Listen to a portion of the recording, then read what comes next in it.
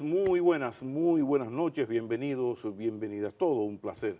Un sábado más aquí estamos con el señor secretario de Finanzas, pero también es el director general de aduanas y además, y extrañamente, ya explicaré el extrañamente, uno de los políticos mejor valorados del gabinete.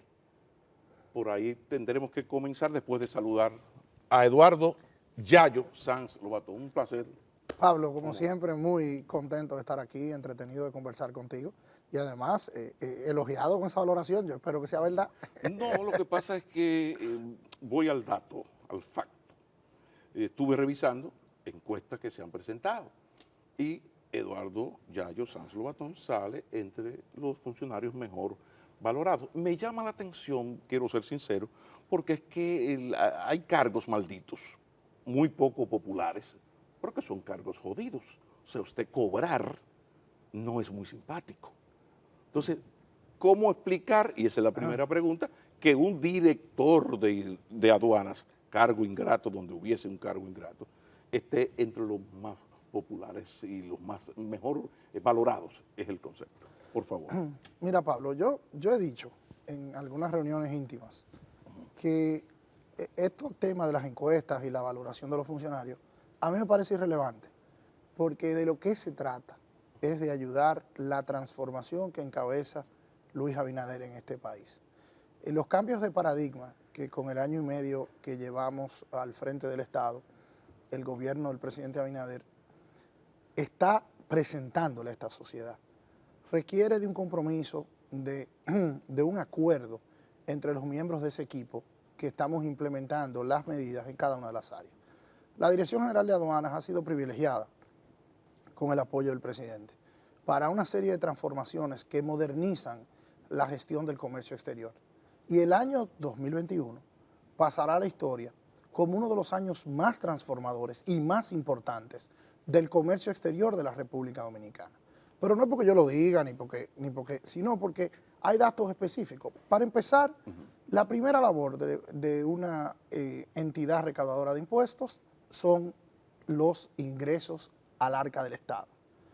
La Dirección General de Aduanas proporcionó al Estado Dominicano un 24% de todo el dinero que entró al Estado, lo cual es muy superior al promedio de años anteriores, que andaba por 19 y 20%. Incluido el 2019-2018. Exactamente. O sea, que incrementamos de representar el 19, el 20% de los ingresos del Estado a prácticamente el 24 punto, que casi lo pudiéramos convertir en un 25. Entonces hay un incremento significativo.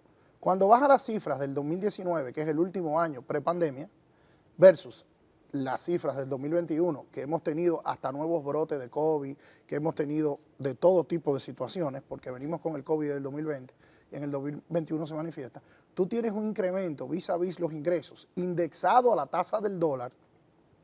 Digo eso porque a veces la gente dice, no, porque los pesos de hoy no son los pesos del 19, pero nosotros todos nuestros cálculos lo hacemos indexado a la tasa del dólar y esto estás viendo que estamos cerca de un 30% del incremento.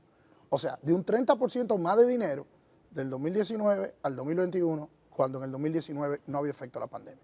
Pero hemos implementado los programas, por ejemplo, de despacho 24 horas, que le economizan millones de dólares a los importadores, a los navieros, a los almacenistas, a todo el que usa la República Dominicana como un centro de comercio.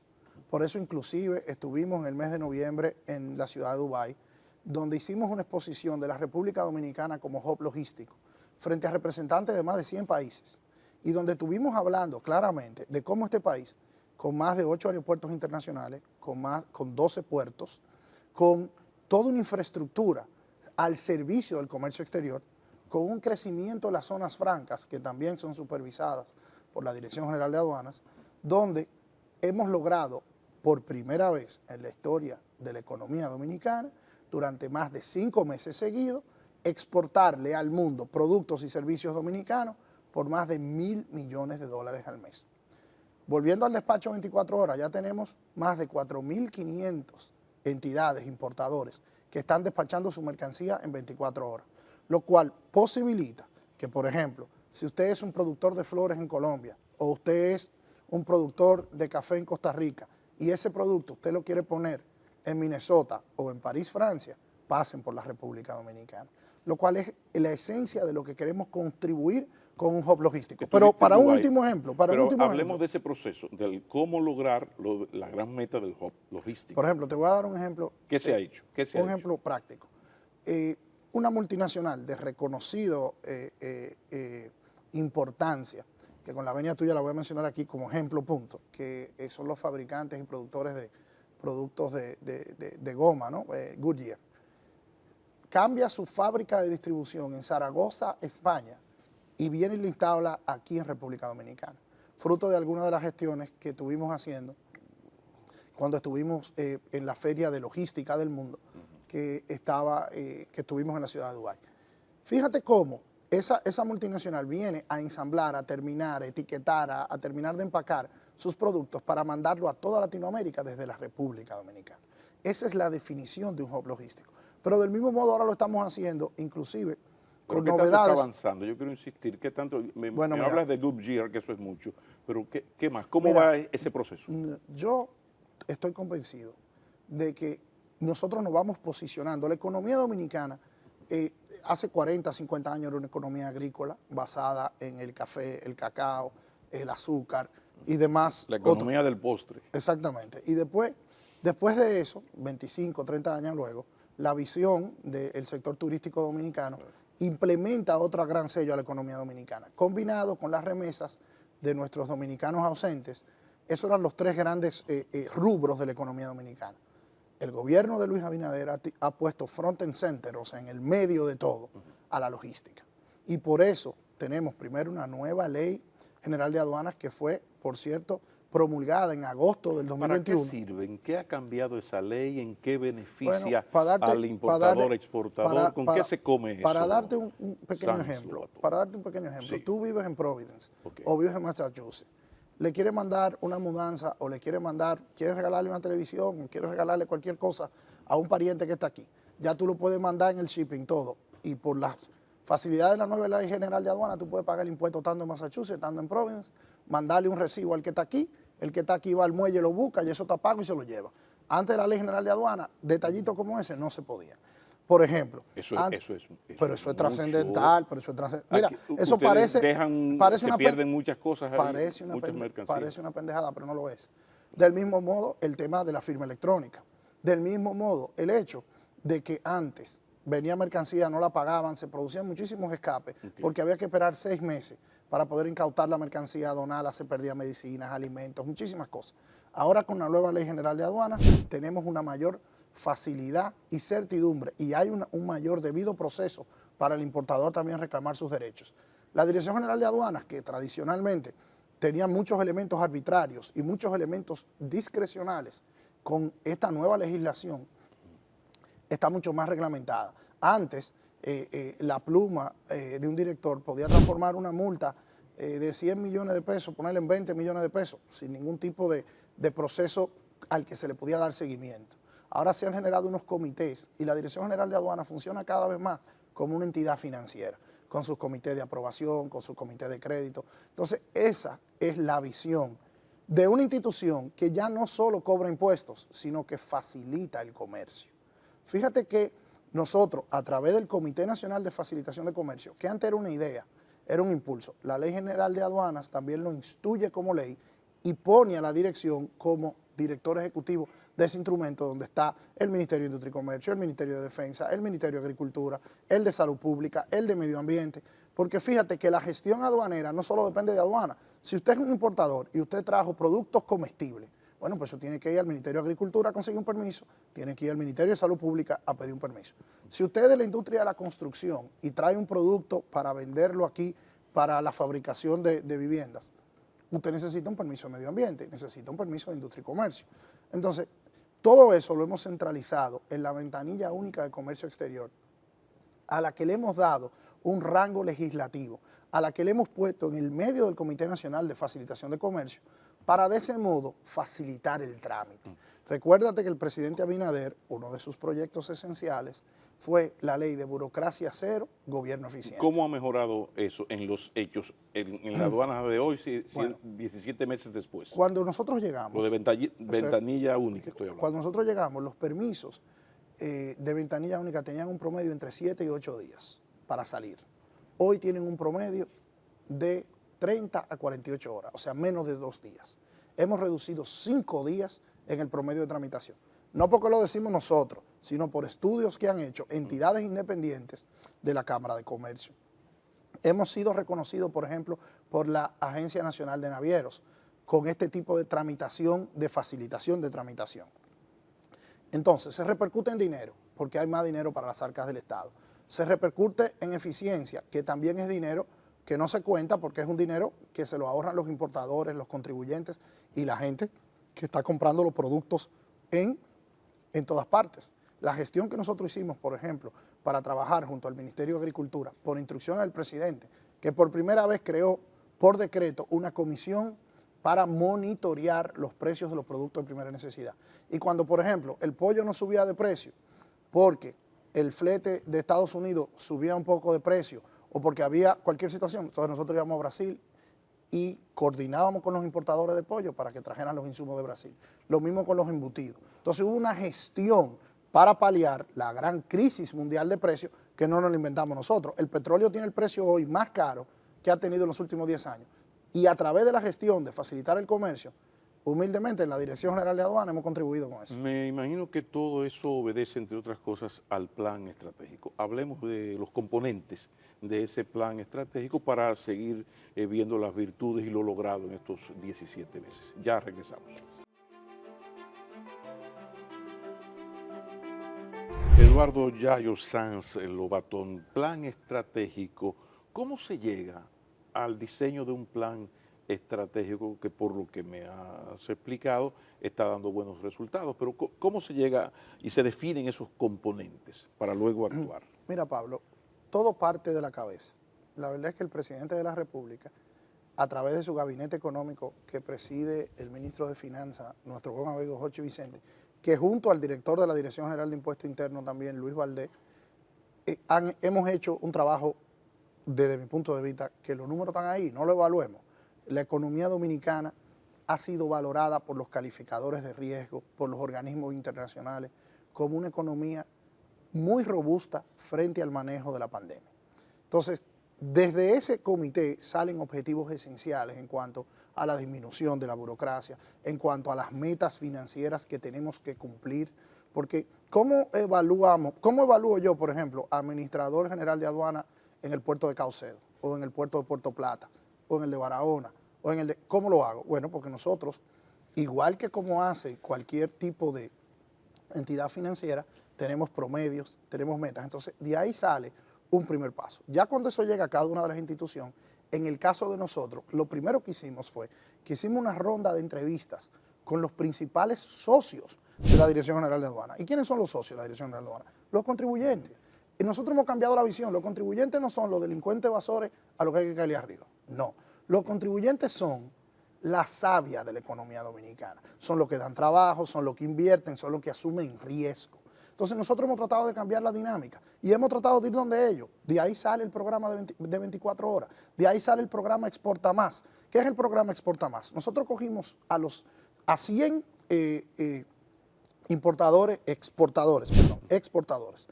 que los elegimos de diferentes renglones de la economía y les hicimos una entrevista y les dijimos, ¿cuáles son las dificultades para ustedes exportar más? Entonces algunos nos dijeron, mira, los permisos fitosanitarios que la embajada americana no nos da rápido. Mira, que en Europa no nos aceptan esto porque si el furgón no llega por el puerto de Marsella, no lo aceptan en París. Bueno, y una serie de situaciones técnicas.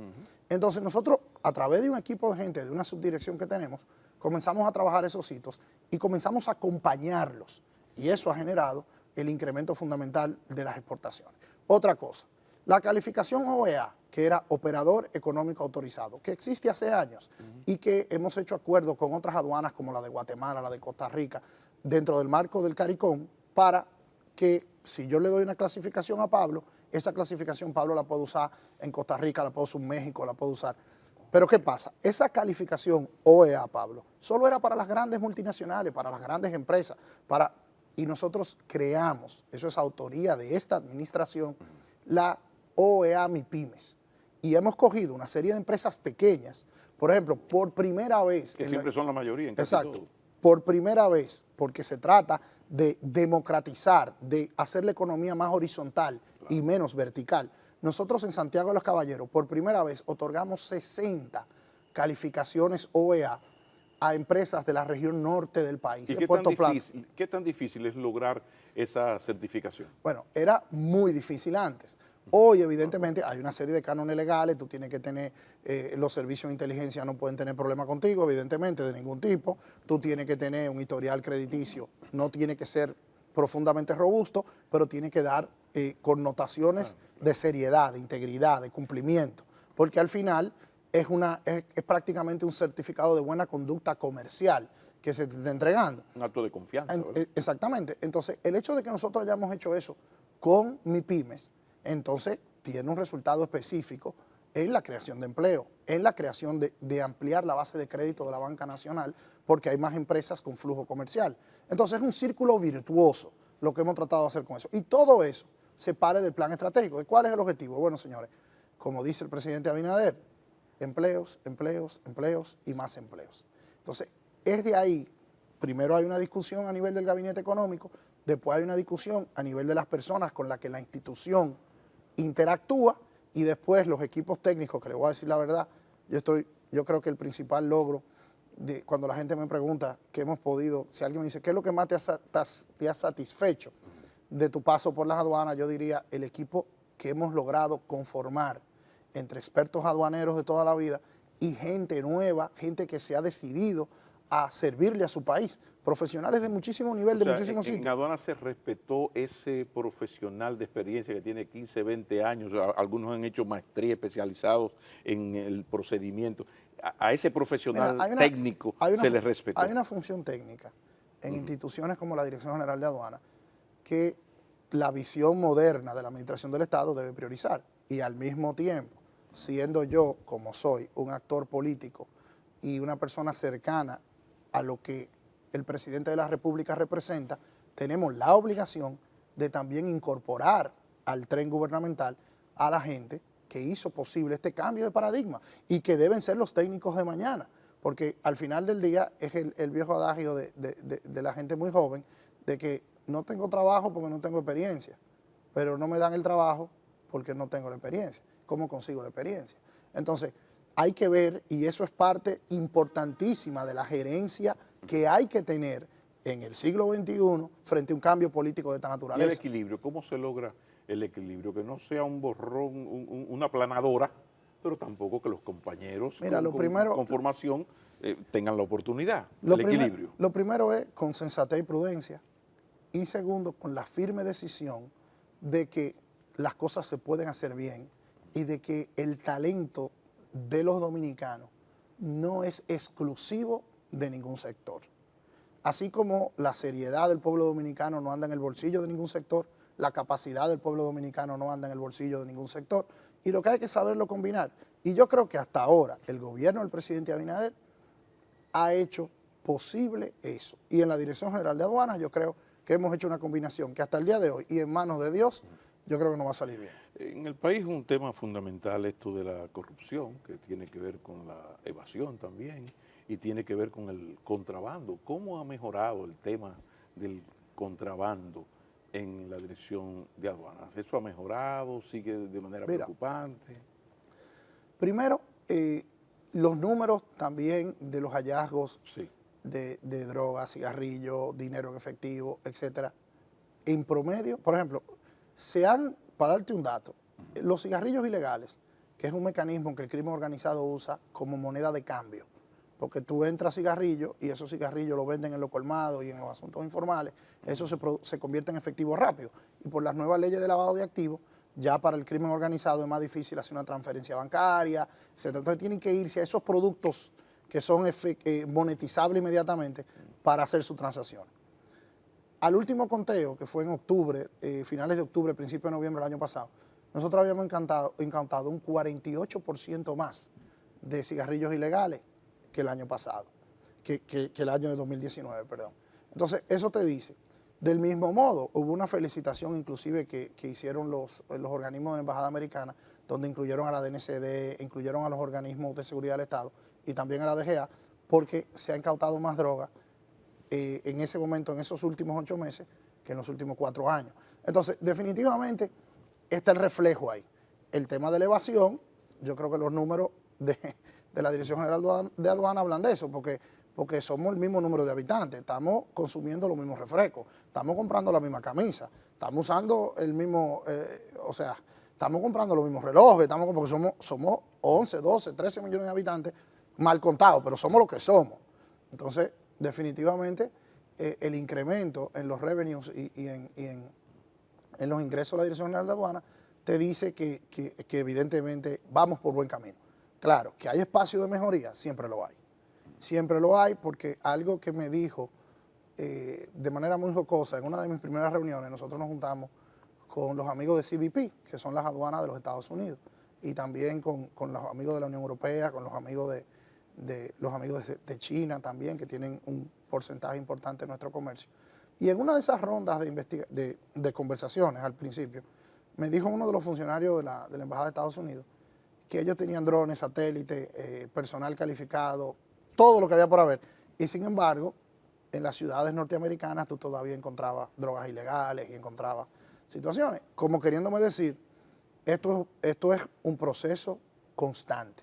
Nunca vamos a ganar la batalla. Me imagino que pasa como con la evasión, que hay un porcentaje que cuesta más acabarlo, que siempre hay la porosidad de las fronteras. Lo que no nos podemos es jamás rendir y entender que nunca hemos ganado, que siempre estamos luchando, porque sería inmodesto y absurdo de mi parte venir aquí a decir que el problema está resuelto. No, hay que seguir, hay que constatar. Hay programas muy claros de rotación de personal, hay colaboración con organismos de inteligencia de todas partes. La corrupción a lo interno, ¿se ha tenido que cancelar a alguien? ¿Ha habido sometidos? ¿No se ha encontrado alguna mafia que se estaba creando y fue atrapada? Mira, eso pasa constantemente. Eso pasa constantemente. Lo que pasa es que, ahora te va a hablar el abogado, nosotros por norma, eso se lo cedemos al Ministerio Público, que nosotros tenemos un Ministerio Público que trabaja con aduana ahí. O sea, yo tengo un Ministerio Público que está asignado a la Dirección General de Aduana. Y no se hacen notas de prensa, o sea, el Ministerio Público hace su trabajo. Sí, mira por qué. En el Estado hay que tener muchísimo cuidado con el figurero y con querer tal como el arroz blanco en todo. Y yo no soy policía, ni soy fiscal. Yo soy un administrador de los bienes del Estado. Evidentemente, mi trabajo es presentarle a este país los números en todos los renglones donde nosotros trabajamos. Te acabo de dar el número del contrabando, pero ya ese tipo de cosas tienen que hablarlo los amigos del Ministerio Público, que además, como hemos dicho hasta la saciedad, son independientes del Poder Ejecutivo. Y los números están muy bien. Después de la pausa, a ver cómo está su Partido Revolucionario Moderno y su señor gobierno. Así es. Después de la pausa. Ya regresamos.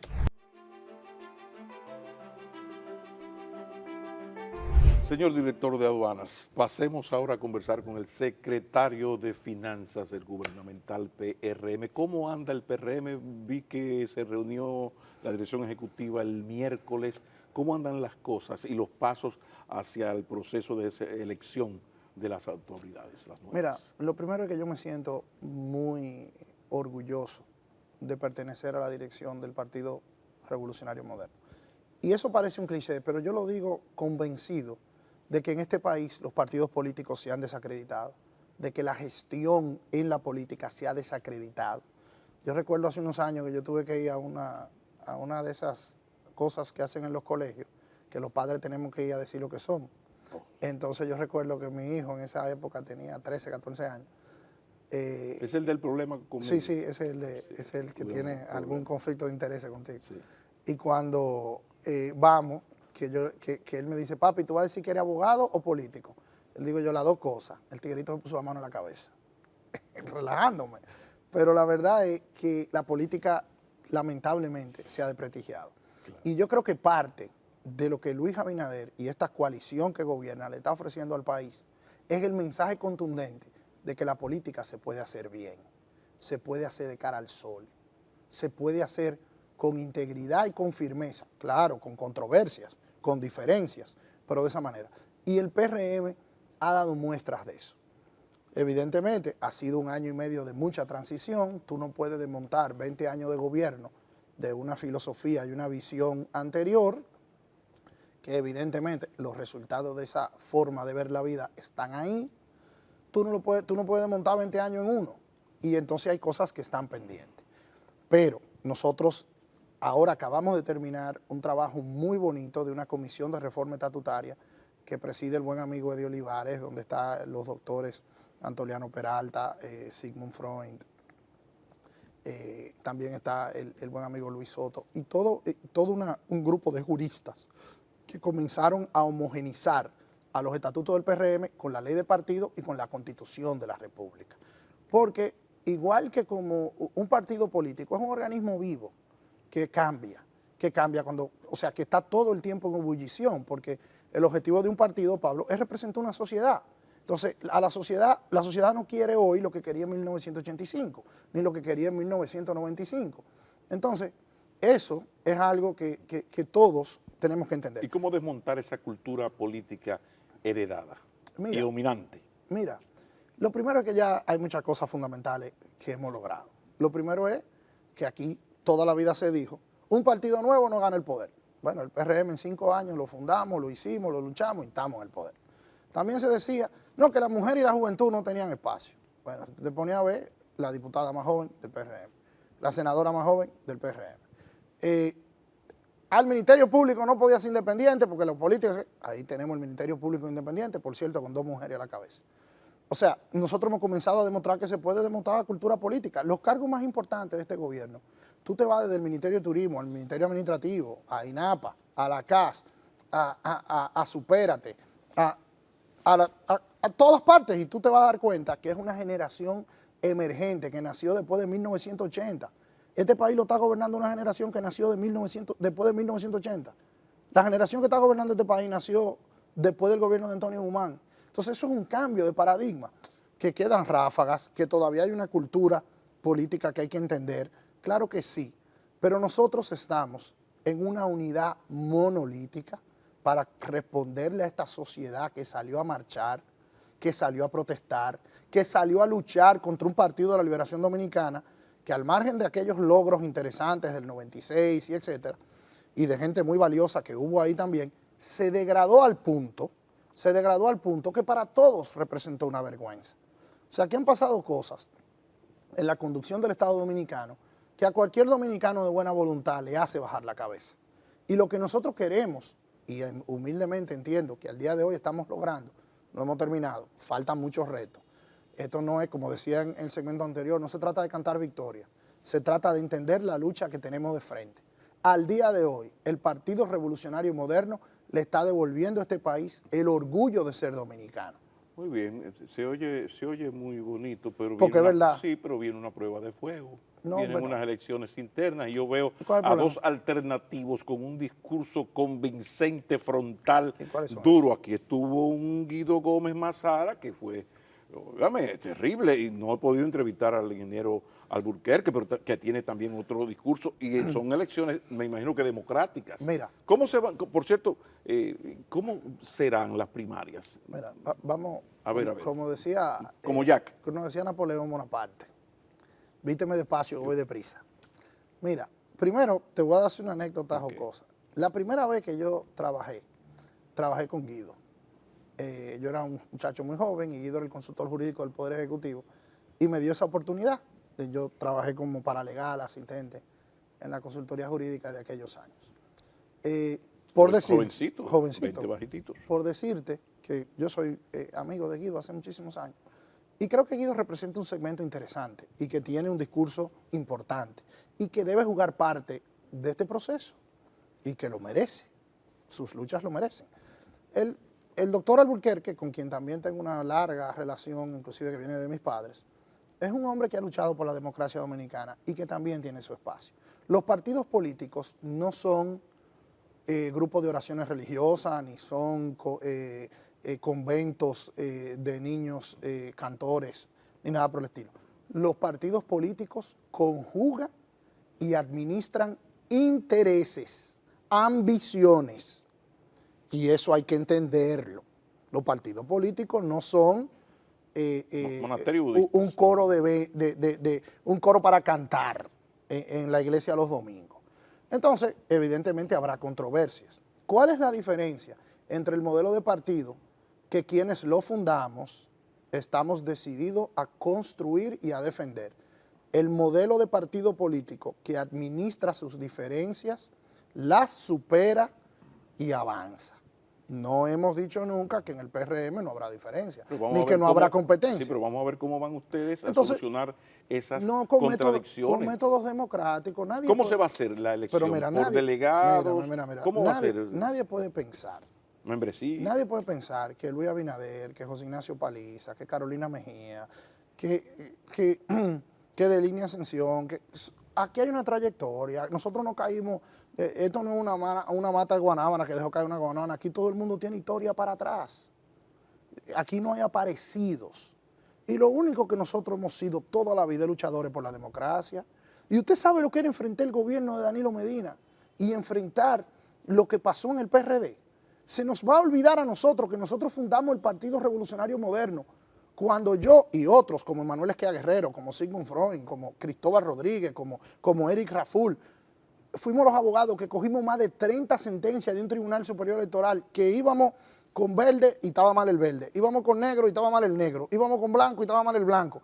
Y después de 33 sentencias de un Tribunal Superior Electoral que asesinó la historia de un Partido Revolucionario Dominicano de más de 70 años, y nosotros tuvimos que salir de ahí sin dinero, sin locales, la gente riéndose de nosotros. Nosotros íbamos a los pueblos y la gente nos decía, ¿y ustedes van a fundar un partido en contra de ese PLD? ¿Tú te crees que ese grupo de seres humanos que estábamos ahí desde el primer día, y que le hemos dado la bienvenida a todo un país y a muchísima gente que se convenció después, y nosotros vamos a hacer eso para tener un partido que no sea democrático? Definieron el proceso. ¿Cómo serán las elecciones? Mira, el próximo 30 de enero es que está convocado el Comité Nacional, la Comisión Ejecutiva, para evidentemente definir eso que preguntas. Pero de lo que yo estoy seguro, y para lo que yo levantaré la mano como miembro de la dirección ejecutiva y como secretario de Finanzas del partido, es para los métodos que siempre hemos utilizado de manera democrática. Es que nadie puede pretender que nosotros le vamos a salir a este país con cosas del pasado. Nosotros tenemos una visión en el futuro, nosotros tenemos una visión en la generación de millennials, en la generación X. Nosotros no estamos en los acuerdos de apocentro y en esas cosas que evidentemente no dieron resultado. Nosotros acabamos de derrotar un partido político que tenía 20 años que no hacía una convención. Leonel Fernández dejó de ser presidente del PLD cuando lo sacaron. O sea, ese no es el modelo de nosotros, ese no es el modelo. Oye, el que ha hablado con José Ignacio, el que ha hablado con Carolina, sabe que nosotros no somos gente de esa cultura. Evidentemente, cada quien tiene que postular y tiene que defender sus ideas. Y yo creo que eso enriquece el debate. Vamos a la pausa y cuando retornemos, últimos segmentos, seguimos hablando del PRM porque preguntas hay. Lo que no habrá es tiempo. Ese es mi temor. Ya regresamos. Pero yo puedo volver a venir aquí, inclusive. Estoy dispuesto a aceptarte una iguala o cualquier cosa que... Tú siempre con tu... No, porque yo, la verdad que a mí esto de comunicador me gusta. Sí.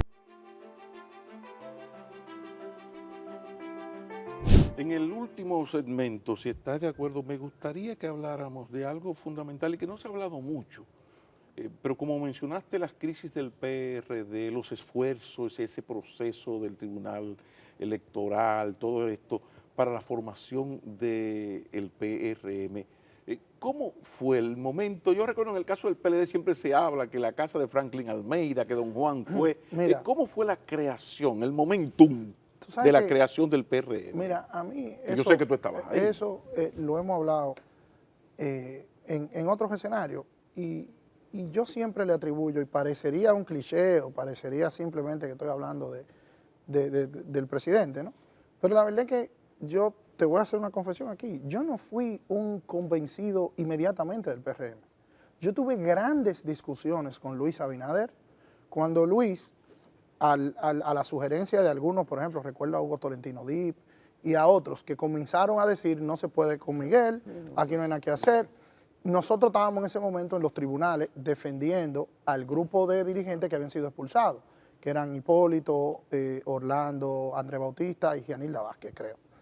Y nosotros éramos de los abogados que estábamos defendiendo eso. Entonces, en medio de esa lucha legal, bifurca un grupo de gente pensando, dice, mira, aquí lo que hay que fundar una entidad nueva, y comienza la idea de la Alianza Social Democrática. La reacción, cuando alguien dice, No, señores, ya no se puede, la vamos a formar, mira, la reacción de ustedes. yo recuerdo una discusión muy, muy importante que yo tuve con Luis Abinader en la oficina del doctor Esquea Guerrero, porque el doctor Esquea coordinaba ese esfuerzo legal, y entonces ahí a veces nos juntábamos, y Luis, aunque no es abogado, siempre iba y tenía la parte, o sea, la visión política, y discutíamos algunas de las estrategias que íbamos a usar a veces en los medios de comunicación para defender el caso legal. Y yo recuerdo que Luis fue un primer convencido, y yo le decía, no podemos entregar el PRD no es de nadie, nosotros no podemos. Y Luis me decía, Yayo, pero es que no vamos a poder. Porque tenemos... que tú tienes una historia familiar no, vinculada históricamente al PRD. Para ti fue un poco más difícil entonces, que para otros. Yo y nosotros llegamos al tal último momento, un grupo oponiéndonos a eso. Entonces, ya al final, recuerdo esa conversación que Luis hasta cierto punto me emplaza. Me dice, mira, ya no vamos a discutir más. Si tú quieres me acompañas, si tú quieres no me acompañas. Entonces ya evidentemente ahí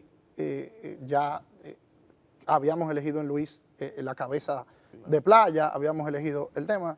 Y yo no. Entonces ahí yo usé una palabra que no puedo decir por aquí, que aunque nos jota, nos vamos jota juntos.